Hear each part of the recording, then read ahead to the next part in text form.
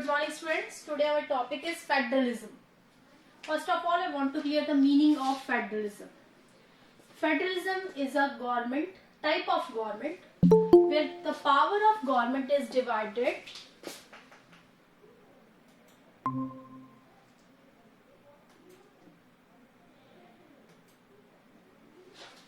It is a type of government where the power of government is divided into several heads or several levels. जब government को different level में divide किया जाता है, that is known as the concept of federalism. There are two concept of government, unitary government and federalism.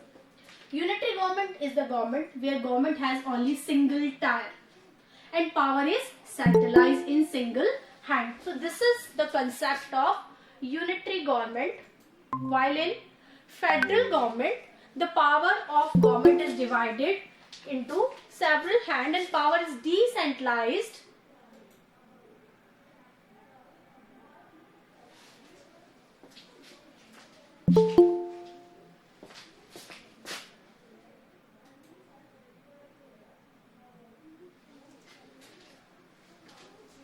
Under the unitary government, the government has only single tier and power is centralized in single hand. Whereas in federal government, the power is decentralized and government have two or more tiers. ठीक है, तो ये government के दो तरीके मैंने आपको बताया. एक यूनिटरी गवर्नमेंट जिसमें सारा पावर क्या है, centralize in a single hand. Second हमने बात की federalism. Federalism is a type of government but government is divided into different tiers. ठीक है, हम बात करें इंडिया की. So India is a federal nation. Bharat एक क्या है, फेडरल नेशन में शामिल किया जाता है. नाउ द डिफरेंस बिटवीन, अगर हम डिफरेंशिएट करें यूनिटरी गवर्नमेंट और द फेडरल गवर्नमेंट, तो पहला डिफरेंस क्या हो गया, in unitary government the power is centralized, in federal government the power is decentralized. Second, in unitary government the government has only single tier, whereas federal government the government having two or more tiers. आप example भी दे सकते हैं इसमें. ठीक है, unitary government के example दे दीजिए और फेडरल गवर्नमेंट का एग्जाम्पल यहाँ पर आप दे सकते हैं. ठीक है, अब हम बात करते हैं the key feature of federalism. ठीक है, आप कैसे कहते हैं, हाउ यू से दैट कि India is a federal nation. कैसे कह सकते हैं कि इंडिया एक फेडरल नेशन है. तो there are some key features और characteristics of federalism. The first characteristic of federalism is there is two or more level of government. ठीक है, हमें पता चलता है कोई भी कंट्री अगर फेडरल है तो कैसे पता चलेगा कि उसमें गवर्नमेंट कोई सिंगल टायर नहीं है, यानी दो या उसके दो से ज्यादा लेवल हो सकते हैं. फॉर एग्जाम्पल इंडिया में there is union government, central government, then state government and local government also. So India having two or more tiers. ठीक है, second thing is the different tiers of the government, यानी government का हर level जो different level है, their own jurisdiction on specific matters. ठीक है, जैसे हमने previous chapter में पढ़ा था, in the central ministry में अगर हम देखें सुप्रीम कोर्ट सीनियर अथॉरिटी होते हैं, उसके बाद हाई कोर्ट और डिस्ट्रिक्ट कोर्ट पाया जाता है. द थर्ड वन इज, जो थर्ड इसकी कैरेक्टरिस्टिक्स है,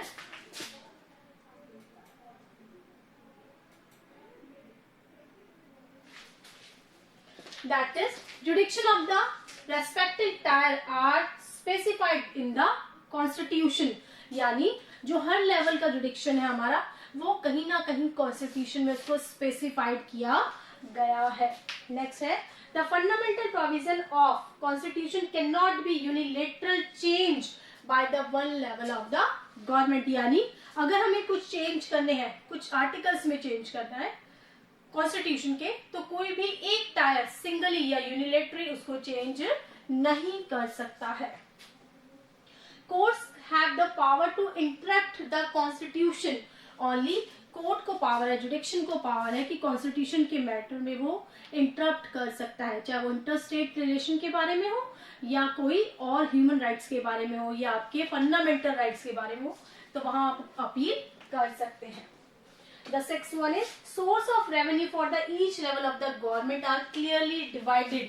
यानी हमें पता होता है कि सेंट्रल मिनिस्ट्री कहाँ से अपने रेवेन्यू कलेक्ट कर सकती है और कहाँ से स्टेट मिनिस्ट्री अपने रेवेन्यू कलेक्ट कर सकती है, यानी सबके रेवेन्यू के सोर्स अलग अलग दिए हुए होते हैं. And the last one is the federal system दस हैज ड्यूअल ऑब्जेक्टिव. किसी भी देश जो फेडरल सिस्टम को फॉलो करता है उसके दो ऑब्जेक्टिव होते हैं. सबसे पहला जिसका ऑब्जेक्टिव होता है दैट टू सेफ गार्ड, यानी अपने देश की सुरक्षा करना, and to promote the unity of the country, तो देश की जो एकता है उसको बनाए रखना और उसको सेफ गार्ड करना, ये सबसे बड़ा फेडरल सिस्टम का ऑब्जेक्टिव होता है. सो दीज आर द 7 की फीचर्स ऑफ फेडरल गवर्नमेंट. ये क्लियर हो गया? यूनिटरी गवर्नमेंट समझ में आ गया, फेडरल गवर्नमेंट क्लियर हो गया? Yes ma'am. ओके, अब हम बात करें there are two concept that is coming together और होल्डिंग टुगेदर कॉन्सेप्ट. ठीक है, अब देखिए हमने बात की the level of the government. ठीक है, जहां सेंट्रल मिनिस्ट्री है, state ministry and local government है. The balance of power between central and state government varies on the federation to another. This balance depend on the historical context. ठीक है, ये balance कैसे करता है? एक सिस्टम पर डिपेंड करता है. कैसे? There are two kind of routes. यहाँ पर दो तरह के रूट्स बताए गए जिसमें हम देखते हैं how the federal government is working, कि जो फेडरल गवर्नमेंट है किस तरीके से काम करती है. The first route, independent state coming together on their own to form a bigger unit. यानी जो फर्स्ट हमारा रूट है वो क्या कहता है कि बड़े बड़े जो इंडिपेंडेंट स्टेट्स हैं वो एक दूसरे के साथ आते हैं, coming together to form a big union. So that by pooling, क्योंकि एक साथ आ रहे हैं, that is pooling, sovereignty and retaining identity can be known as the, this is type it is known as coming together federation. ठीक है, कि जब कोई बड़ी छोटे छोटे स्टेट्स आपस में साथ आते हैं, पूलिंग करते हैं और एक बड़ी यूनिट बनाते हैं, that is known as coming together federation. ये जो कमिंग टुगेदर फेडरेशन है इसका एग्जांपल है कि USA, Switzerland and Australia are the best example for coming together nations. इस तरह से in the first category the federations are constituent states usually have equal power. यहाँ पर जितने भी स्टेट्स हैं जो फिगर यूनिट बना रहे हैं सबको इक्वल पावर है. Strong wise versa the federal government, वो उसी तरह से वो स्ट्रॉन्ग पाए जाते हैं. और जो हमारा सेकेंड रूट है, फर्स्ट तो हमने देखा कमिंग टुगेदर, और जो हमारा सेकेंड रूट है that is holding together. The second route where a large country decide to divide it power between constituent states and the national government. यानी जो दूसरा कॉन्सेप्ट है या दूसरा अप्रोच हम देखते हैं उसमें क्या देखते हैं कि बड़े बड़ी कंट्रीज जब अपने पावर को डिवाइड कर देती है सेंट्रल मिनिस्ट्री में और स्टेट मिनिस्ट्री में. इसका एग्जाम्पल है इंडिया, स्पेन और बेल्जियम. ये होल्डिंग टुगेदर फेडरेशन का सबसे बेस्ट एग्जांपल माना जाता है. तो there are the two route for the achievement of federalism. क्या देखा हमने? दो तरीके के रूट यूज किए जाते हैं. एक होता है कमिंग टुगेदर जिसमें छोटे छोटे स्टेट्स मिलकर पूल करके एक बड़ी यूनिट बनाते हैं, that is known as coming together. और जो होल्डिंग टुगेदर है where a big nation just divided their power in different level, that is known as the holding together federation.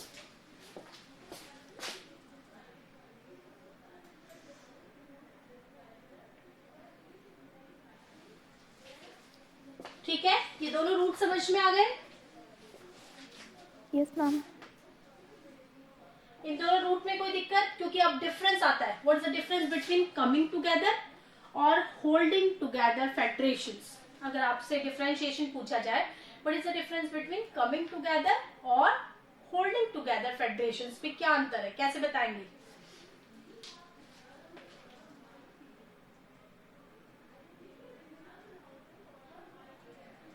कैसे बताएंगे अगर आपसे डिफरेंस पूछा जाए? What is the difference between coming together और holding together?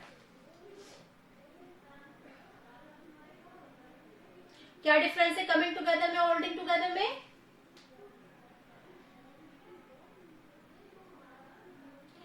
In the coming together, all the states just keep pooling and make a big unit.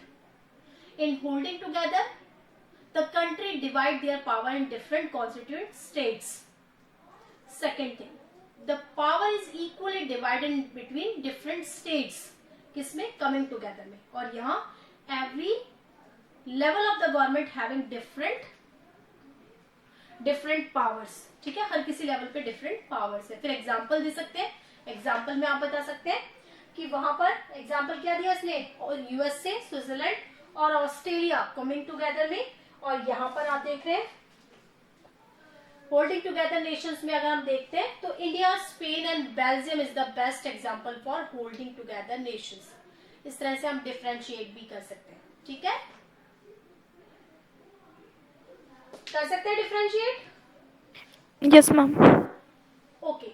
Now the question arises, how we can say that India is a federal nation? हम कैसे कह सकते हैं India is a federal nation? तो दिखाई दे रहा है. India is also divided into 3 tiers here. The government is also divided into 3 tiers: center ministry, state ministry and local government. अब यहाँ पर पावर कैसे डिवाइडेड है? हमारे पास लिस्ट बनी हुई है ना, जो हमारे राइट्स है उनकी एक लिस्ट दी गई है from where we can collect the revenue.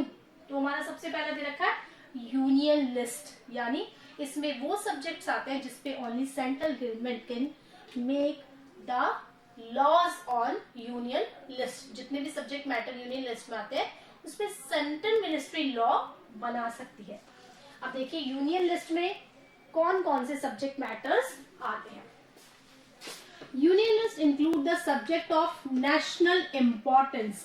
ठीक है, क्योंकि सेंट्रल पावर में होती है गवर्नमेंट, सबसे ज्यादा पावरफुल गवर्नमेंट होती है, इसलिए जितने भी मेजर इश्यूज होते हैं और सब्जेक्ट्स होते हैं वो सेंट्रल मिनिस्ट्री को दिए जाते हैं. कौन कौन से हैं? जैसे defence, foreign affairs, banking, communication and currencies. These are the subject matters on which decision can taken by the central ministry. For example, demonetization. ठीक है ना, demonetization जब हुआ था तो ये सेंट्रल गवर्नमेंट का डिसीजन था. कोई भी स्टेट गवर्नमेंट इस तरह के डिसीजन नहीं ले सकती क्योंकि ये डिसीजन करेंसी से रिलेटेड है. तो इसी तरह से बैंकिंग से, फॉरेन अफेयर से रिलेटेड जितने भी डिसीजन होते हैं it is taken by the central ministry. They are included in this list because we need a uniform policy. Why we just include these subjects in union list? क्या जरूरत थी हमें इन subjects को union list में डालने के लिए? क्योंकि हम चाहते हैं कि पूरी कंट्री में जो लॉ बने इनसे रिलेटेड, चाहे वो करेंसी से रिलेटेड है, चाहे वो बैंकिंग से रिलेटेड है, चाहे वो डिफेंस से रिलेटेड है, सब क्या होने चाहिए? Uniform, similar kind of rules और रेगुलेशंस होने चाहिए. The union government alone can make law related to the subjects mentioned in the union list. यानी यहाँ यूनियन गवर्नमेंट को इतना पावरफुल बताया गया है कि सब्जेक्ट मैटर पे वो अकेले डिसीजन ले सकती है without any interference of state government. Okay, union list clear हो गई? Yes, ma'am. ओके, अब हम बात करते हैं स्टेट लिस्ट की. The state list consists subjects of state और local importance.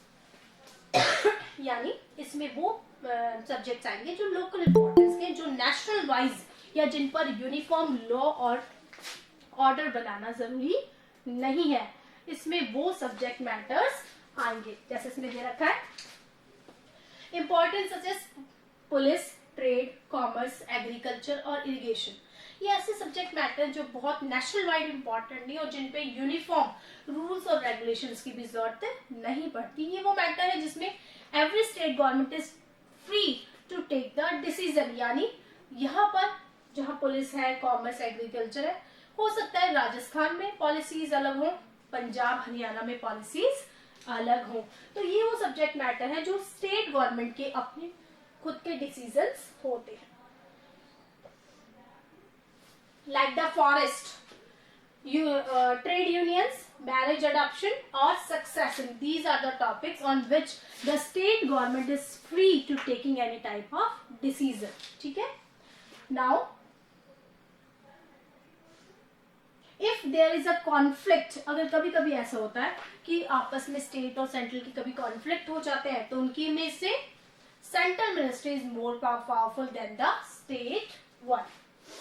But there are some subjects which are not exist at the time of framing of constitution. लेकिन जब कॉन्स्टिट्यूशन बना कुछ सब्जेक्ट ऐसे थे उस समय वो इंट्रोड्यूस नहीं हुए थे. These are recently introduced, जैसे इंफॉर्मेशन टेक्नोलॉजी, आईटी. तो आईटी से रिलेटेड जितने भी रूल है हमें कॉन्स्टिट्यूशन के टाइम तो था नहीं है. सो ऐसे सब्जेक्ट जो कॉन्स्टिट्यूशन के टाइम एग्जिस्ट नहीं थे उन्हें कहा जाता है रेसिड्यूरी सब्जेक्ट्स. ठीक है. और यहाँ पर रेसिड्यूरी सब्जेक्ट्स पे सबसे ज्यादा जो पावरफुल देखती है, central government can make the law on residuary subjects. तो 3 तरह की लिस्ट हो गई हमारे पास, यूनियन लिस्ट, स्टेट लिस्ट और residuary subjects. Now there are some states which having a special powers. हमारे इंडियन कॉन्स्टिट्यूशन में भी ऐसा है कि कुछ स्टेट्स हैं उन्हें स्पेशल पावर्स मिले हैं, जैसे दे रखा है the states having a special status like the Assam, Nagaland, Arunachal Pradesh and Mizoram enjoy a special power of the Constitution Act Article 371. ये कुछ स्टेट्स हैं जिन्हें स्पेशल पावर दी गई है आर्टिकल 371 पे. क्या है? Due to their particular social and historical circumstances, these special power are specially enjoyed in the relation to the protection of the land right of indigenous people, their culture and also preferential employment in the government services. क्योंकि ये सारे कैसे हैं? ज्यादातर border areas है ना, ये ज्यादातर कैसे बॉर्डर एरियाज है. तो यहाँ आर्टिकल 371 लगती है, वहां की लैंड राइट से जुड़ी हुई है. ठीक है. इस तरह से आपने कश्मीर में भी सुना होगा. ठीक है. कश्मीर का सुना होगा आपने, कौन सी आर्टिकल हटाई गई थी वहां से? 370 सुना आपने? सुना है कश्मीर का नाम भाई? यस क्या मैम, हुआ? आर्टिकल हटाया गया था. हाँ, अभी आर्टिकल Yes, हटा ma'am, था. कौन सा 370 आर्टिकल हटाया हटा था था वहां से? 370 था. 3 बोल, 70. बोलो बेटा, बोलो बेटा. 370.